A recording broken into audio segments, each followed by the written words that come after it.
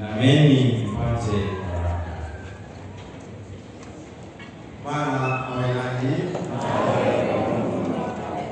Mungu aliyewaita kwa huduma ya watu katika kanisa lake wajalie bidii nyingi kwa ajili ya watu wote, hasa wenye huzuni na maskini.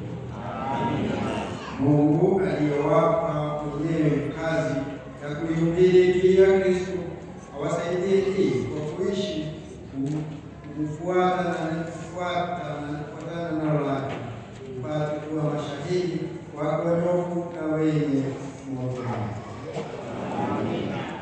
Mungu aliwafaa wagawaji wa mafungo yake wawezeshe kuwa wafuasi wa mwanaye Yesu Kristo na wahudumu wa umoja na amani katika ulimwengu.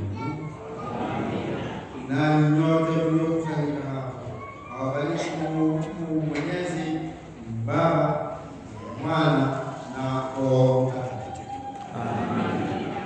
Nendeni na